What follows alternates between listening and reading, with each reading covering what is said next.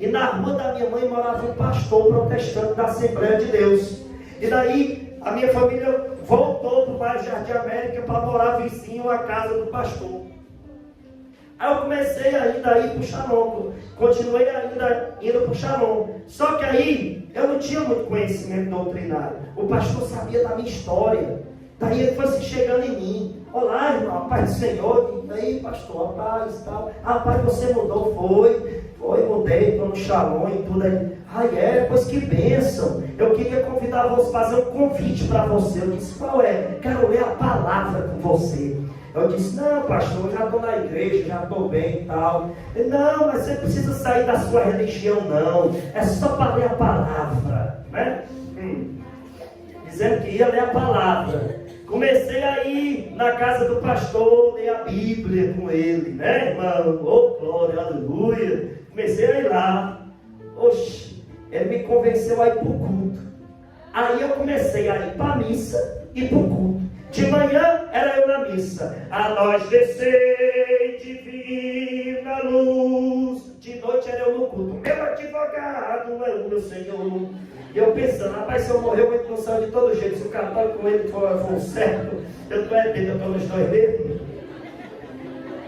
Comecei a me afastar da comunidade Shalom. Resultado, virei protestante. Gente, deixei a igreja católica. E daí, meus irmãos, eu tinha imagens, quebrei as imagens. Dei meus livros, queimei uma boa parte.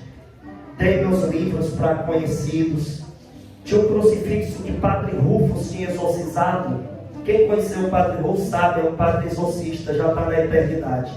Ele tinha exorcizado o crucifixo. Eu tentei destruir esse crucifixo de todo jeito, irmão.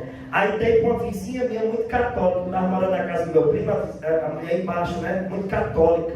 Ela faz parte do Instituto Hesed daquele Patrícia. Daí eu peguei e cheguei para ela e disse, não quero mais isso aqui não, isso aqui é idolatria, para mim é um satanás. Aí ela pegou assim, com muito cuidado a cruz, aí disse, eu vou rezar para você voltar. Levou a cruz. Eu no protestantismo ligeiro, que me tornei diácono no protestantismo, eu falava bem, eles diziam, você fala muito bem, você se expressa muito bem, sua história é muito forte, vamos fazer um curso de teologia ligeira, fiz curso ligeiro, e já fui formado lá, e virei diácono. Como é que pode ser? Eu não tenho nem o fundamental completo, fiz até a 8ª série, ainda foi ameaçando a diretora de morte, coitada. Já estava lá na teologia, virei diácono. Quando eu virei diácono, aí eu conheci a minha esposa, a Patrícia. E daí eu disse a ela, eu só caso com você se você aceitar Jesus. Porque senão eu não caso. Ela é católica, família toda católica. Tá bom, eu vou com você. Aí foi só de queixo, né? Como diz lá no Ceará. Mas por dentro católica. E aí a gente no culto e tal. E eu metendo pau na igreja católica. Olha aqui. Ficou uma mãe ingrata, né? E aí, meus irmãos, eu resolvi estudar o catecismo da igreja católica para me atacar mais ainda a igreja. Foi o que aconteceu? Conheci a verdade sobre a igreja católica e voltei para a igreja católica. Gente, foi uma batalha grande, viu? Porque eu procurava no catecismo onde é que ensinava a adorar a imagem, eu não achava. Comecei a procurar coisa que os protestantes atacam, eu não via, não era aquilo. E eu comecei a ficar constrangido. Aí, meus irmãos, no meio de um culto que o pastor mandou fechar os olhos para orar, eu fechei, eu já com uma verdade martelando em mim. Aí eu fechei os olhos, fui orar, e eu escutei uma voz de uma mulher, dizendo, sai daqui, porque você precisa voltar para a casa do Pai. E eu discerni que ali era a Virgem Maria. Abri os olhos, olhei para minha esposa, vamos embora, peguei na mão dela e fui embora. E ela nesse dia estava fazendo um poema para a Virgem Maria. A gente foi embora. No outro dia eu fui me confessar. Com quem? Com o Padre Castelo. Nessa época, já com uns 320 anos, não sei. Cheguei lá, Padre Castelo, vim me confessar. Meu filho, há quanto tempo não quer fazer isso? Cheguei, Padre, o senhor não sabe o que aconteceu. Virei protestante, comecei a atacar a igreja, quebrei imagem. E o velho olhava para mim. O velho, olha, você é doido, não faça isso. Como é que pode? Você merecer uma chinela de pau. A igreja católica resgatou todo mundo que você vivia, criatura. Diz, por isso que eu vim me confessar. Me confessei, corri lá fora, comprei um crucifixo, olha, desse tamanho o crucifixo, botei no peito, fiquei assim, mas botei. Cheguei lá e disse, Padre, abençoe essa cruz aqui. O Padre abençoou, fui-me embora. Quando eu chego na rua da minha mãe, quem foi o primeiro que eu vi? Tem profeta aí no meio, irmão. Primeiro que eu vi foi o pastor. Quando ele me viu de longe, gente, eu vou contar, é engraçado até, mas vou contar. Quando ele me viu de longe, ele falou assim, está amarrado e está queimado. Eu disse, quem está amarrado e queimado? Porque ele viu o crucifixo, né? Daí ele disse, está amarrado, está queimado. Aí eu disse, quem está amarrado? Eu estou amarrado não, brincando porque a gente era amigo, né? Aí ele veio se aproximando de mim e eu dei, ó. Aí eu sabia, agora vai ser o debate. Agora vai ser, agora, e eu na minha mente, agora eu pego ele, aleluia. Eita glória, Maria Santíssima, passa na frente, eu já católico no fogo.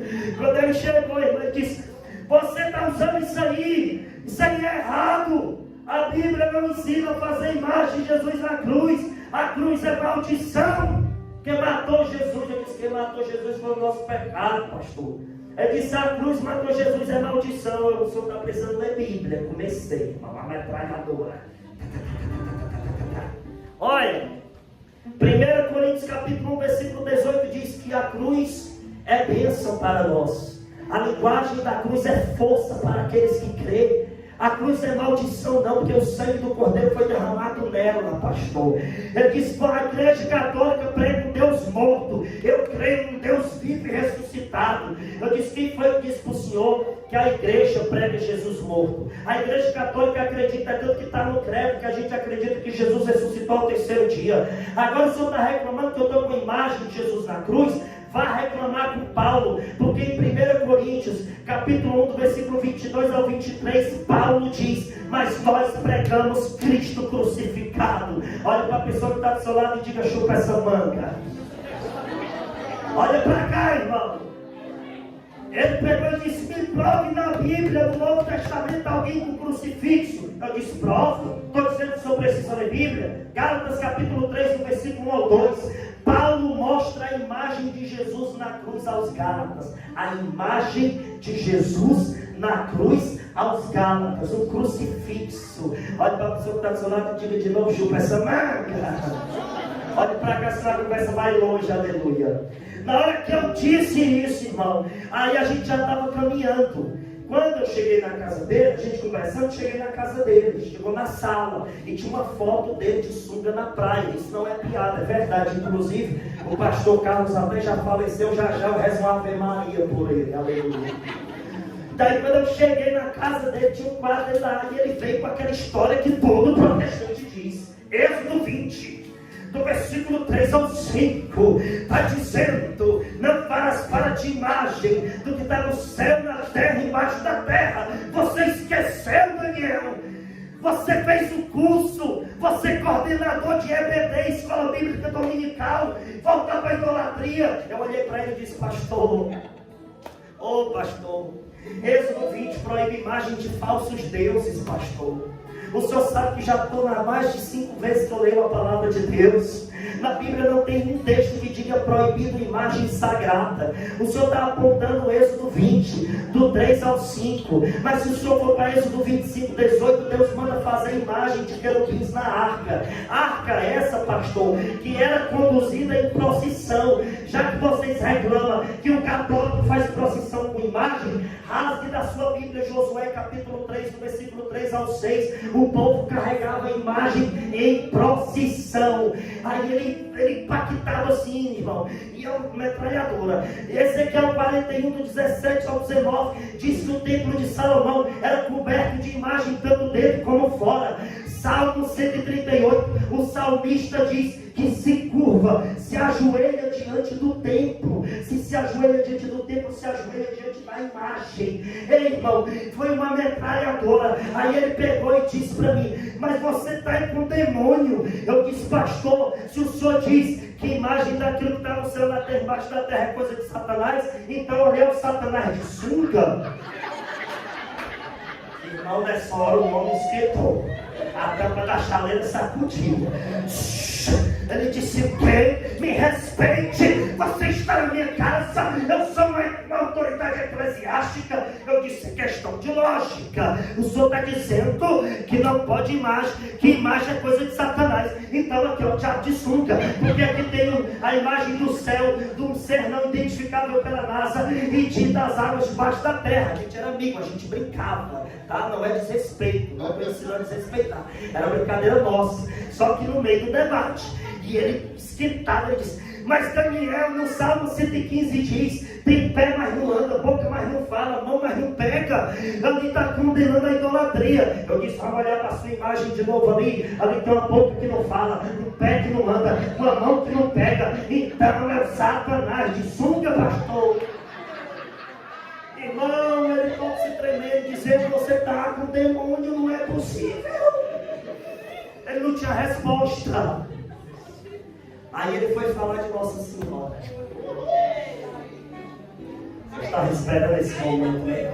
Ele foi falar de mamãe, com carinho, irmão. Olha para a pessoa que está do seu lado e diga: agora o caldo engrossou. Se falar de mamãe perto do Daniel, a casa cai. Ei, quando ele olhou para mim e disse: eu não consigo acreditar que você, homem de Deus, vai chamar Maria de mãe dele. Eu disse: pastor, pastor, o senhor precisa entender que quem chama ela de mãe de Deus não sou eu, pastor. Não sou eu, mas é a palavra. O senhor não quer ler Bíblia? Pois eu vou ler da Bíblia. Isaías 7,14. O próprio Senhor vos dará um sinal. Uma virgem conceberá, se darás a luz ao filho e porás o nome de Emanuel. Você sai de Isaías 7,14, vai para Lucas 1,28, quando o anjo chega, a anunciação do anjo. Nossa Senhora é mãe de Deus, pois a palavra diz que ela ia dar a luz ao Deus conosco. Mas para completar, pastor, eu acho que o senhor já sabe que todo judeu, quando ele fala a palavra Adonai, ele se direciona unicamente a Deus. Sabe por quê? Porque em Deuteronômio 6,4 vai dizer que só existe um único Senhor, que é o Deus de Israel. Então, quando o povo judeu falava a palavra Adonai, era para falar unicamente a Deus, porque só existe um único Senhor, que é o Deus de Israel. Você está entendendo, sim ou não? Aí eu disse: agora, pastor, eu vou lhe pegar na palavra. Eu vou lhe pegar na palavra, porque lá em Lucas 1, do versículo 41 ao 43, apenas Isabel chegou na casa, apenas Maria chegou na casa de Santa Isabel. Ela ouviu a saudação de Maria, ficou cheia do Espírito Santo. Cheia de quem? Cheia de quem? A boca fala do que o coração está cheio. Se ela ficou cheia do Espírito Santo, o Espírito Santo estava usando Santa Isabel ali. Aí o que acontece? A Bíblia vai dizer em Lucas 1, do 41 ao 43, que Santa Isabel diz assim: bendita és tu entre as mulheres, e bendito é o fruto do teu ventre. De onde me vem esta honra de vir até mim a mãe de meu Senhor, a mãe do Adonai. Adonai é só a Deus. Aplauda, porque ela é mãe de Deus. Eu olhei para ele e disse: pastor, o senhor pode vir quente que eu estou fervendo. Maria é mãe de Deus, pastor. Aleluia.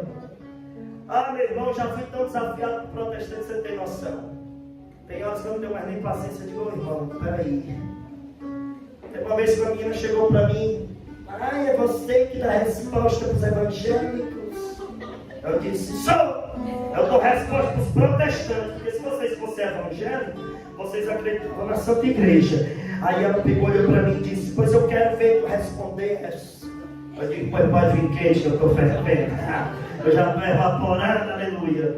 Ela disse: para que Maria, se eu tenho Deus? Para que Santa Faustina, se eu tenho Deus? Para que São Francisco de Assis, se eu tenho Deus? Eu olhei para ela e disse: você já pediu para o seu pastor orar por você? Ela já. Eu: para que se tu tem Deus? Olhe para o lado e diga: chupa essa manga. Irmão, teve uma vez que eu ia chegando no mercantil, um pastor estava no caixa pagando, eu vinha com um rosário. Ele olhou para mim e disse: o sangue de Jesus tem poder. Eu disse: é por isso que eu amo a Virgem Maria. Ele disse: o que tem a ver? Eu disse: você está dizendo que o sangue de Jesus tem poder? Eu acredito nisso, porque está lá em 1 João capítulo 1, versículo 5 ao 7, que o sangue de Jesus tem poder de purificar a gente dos nossos pecados. Agora eu te pergunto, pastor, aonde foi que esse sangue nasceu? Eu olhei para ele com autoridade e disse: meu querido, se você diz que o sangue de Jesus tem poder, louve a Santíssima Virgem Maria, porque na palavra diz em João 14: e o verbo se fez carne e habitou entre nós. Maria deu a Deus algo que Deus nunca teve: um rosto, um coração de carne e um sangue que foi derramado no madeiro da cruz para salvar a humanidade. Ele sentiu a pressão, irmão. Voltando para o meu pastor, eu fico empolgado, irmão. A metralhadora, quando liga, é giratória. Aleluia. Ei, aí o pastor pegou e disse assim: pois eu quero que você me prove que ele é santo. Eu digo: provo. É bem ligeirinho. Mateus capítulo 12, versículo 33. É pelo fruto que se conhece a árvore. Olhando para o fruto santo de Maria, eu reconheço que ela é santa, porque ela é imaculada, ela é a predestinada. A palavra diz em Jó capítulo 14, versículo 4: quem fará sair o puro do impuro? Ninguém. A Virgem Maria foi escolhida por Deus. Aí disse: mas ela disse que Jesus é o seu Salvador, então ela reconheceu que é pecadora. Eu nada disso, pastor. Existem duas formas de você salvar uma pessoa: antes dela cair no buraco ou depois que ela cair no buraco. Maria foi salva antes dela cair no buraco do pecado. E a palavra diz em Judas capítulo 1, versículo 24, que Deus é poderoso para nos preservar antes de toda queda. Nossa Senhora é santa. Irmão, a metralhadora foi grande. Você não tem noção quando ele tocou no assunto de intercessão dos santos. Só um pouquinho, aguenta aí. Quando ele falou de intercessão dos santos, que Jesus é o único mediador entre Deus e os homens, 1 Timóteo 2,5 diz isso. Eu disse: é, pastor, de fato. Só que o senhor esquece de ler o versículo 6, porque ela fala da mediação que aconteceu no madeiro da cruz. Jesus é o único mediador de salvação. A palavra vai dizer no versículo 6 que se entregou por nós. Então a mediação que está no versículo 5 é referente ao sacrifício da cruz. Ele é o único mediador da salvação. Aí ele pegou e ficou naquela: disse: mas você acredita nos santos? Como é que você acredita que um santo vai interceder por você se os santos estão dormindo? Eu disse: pastor, o santo não é preguiçoso não, pastor. Entenda uma coisa: Gênesis capítulo 4, versículo de número 10. Você lembra de Abel que foi morto por Caim? Pois é, o sangue dele clamava por justiça. Como é que ele estava dormindo se ele estava clamando? É sonando, né? Agora tu sai do Gênesis 4:10 e vai para Apocalipse capítulo 6, do versículo 9 ao 10. Os mártires estão clamando por justiça. Então os santos não estão dormindo. Disse: mas como é que um santo vai escutar a oração e de outra pessoa lá no Japão se eles não são onipresentes? Eu disse: pastor, o que o senhor não entende é que a sua visão é carnal da palavra. O mundo espiritual não tem a mesma limitação que nós. A prova disso está lá em Efésios 1, do 9 ao 10, que foi desígnio de Deus unir aqueles que estão no céu com os que estão na terra. Está na palavra, está na palavra. Aí eu peguei e mostrei para ele Apocalipse 5:8, que os 24 anciãos pegavam as orações de todos os santos e levavam a Jesus. Isso é a intercessão dos santos. Gente, eu sei que eu calei a boca do pastor, saí de lá, tive outras oportunidades de calar sobre a intercessão dos santos. Por exemplo, quando Daniel foi orar, Daniel capítulo 4, versículo 11, um santo desceu do céu para ajudar ele. Isso os pastores não lêem nos cultos, né? Aí você pega Daniel capítulo 10, do versículo do 11 ao 13, São Miguel Arcanjo desce para socorrer o profeta. No último versículo do capítulo 10, o profeta diz: não há quem me defenda contra meus inimigos a não ser Miguel. E no capítulo 12 de Daniel, versículo 1, vai dizer que São Miguel é o protetor do povo de Deus. Os santos intercedem por nós. Amém? Amém. Dê uma salva de palmas para Jesus. Oh, glória, irmão. Para glória ao Senhor, voltei para a Santa Igreja. Graças a Deus, já passei por 18 estados do Brasil pregando a palavra do Senhor. Jesus me resgatou das trevas. E eu quero olhar para você hoje e dizer: Deus está no controle de tudo. Vai vir notícia boa em nome de Jesus para você. Fica de pé, aleluia. Oh, glória. A conversa foi mais longa. é porque se eu fosse pregar tudo aqui, eu dava 10 horas. Aleluia. Que bênção estar aqui com vocês.